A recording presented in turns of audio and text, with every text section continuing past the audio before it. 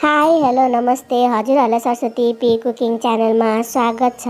आज चाहिँ म फुलकोपी र शिलङ माछाको ग्रेभीको रेसिपी लिएर आएको छु। आशा गर्छु हजुरहरूलाई भिडियो मनपर्छ। भिडियो मन परे लाइक कमेन्ट सेयर सब्सक्राइब गरिदिनु होला। शिलङ माछालाई मैले यहाँ मजाले धोएर लिएको छु र बेसार रातो खोर्सानीको धुलो स्वाद अनुसार नुन हालेर माछालाई मजाले मुस्नुपर्छ।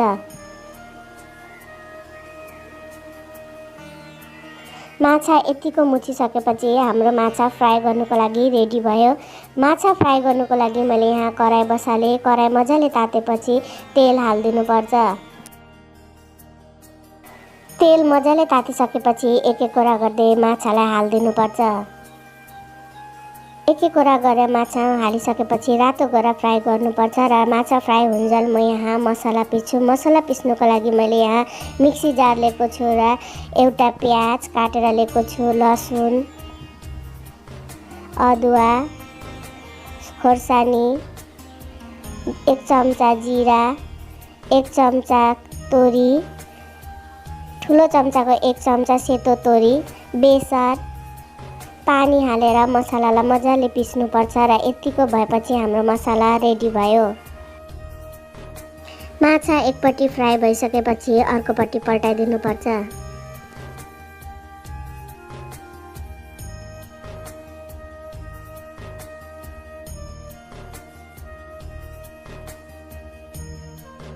माछा दुईपट्टि नै रातो भएर फ्राई भइसकेपछि निकालिदिनुपर्छ। मैले चाहिँ यहाँ माछालाई निकालेर एउटा प्लेटमा राखेको छु।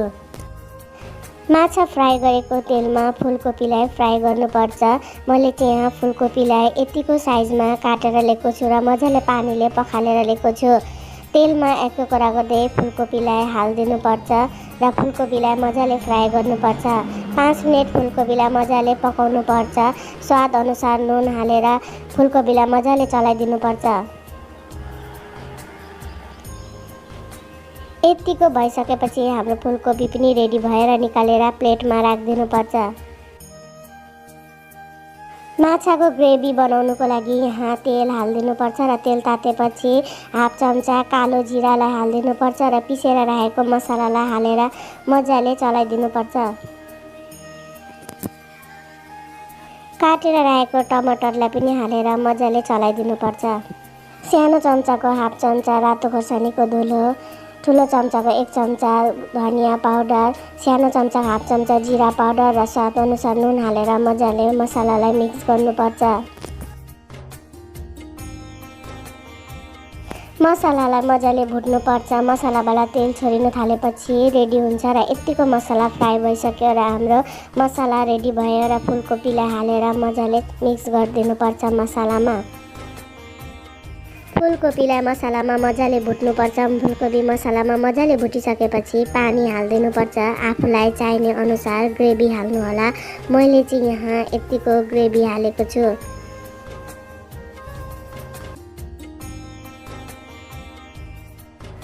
झोल मजाले उम्लिसकेपछि एक एक कुरा गर्दै माछाको पिसलाई हालिदिनुपर्छ।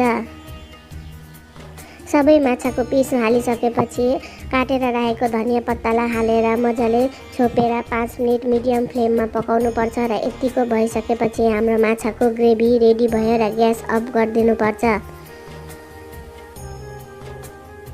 फुलकोपी र माछाको ग्रेभी एकदमै यम्मी बनेछ। हजुरहरू पनि यसरी बनाएर खानुहोला। एकदमै मिठो र टेस्टी बनिन्छ। हजुरहरू पनि ट्राई गरेर हेर्नुहोला। हेर्नुहोस् त एकदमै यम्मी र टेस्टी फुलकोपी र माछाको ग्रेभी रेडी भयो। हजुरहरूलाई पनि मन परे बनाएर खानुहोला र सेयर गर्नुहोला।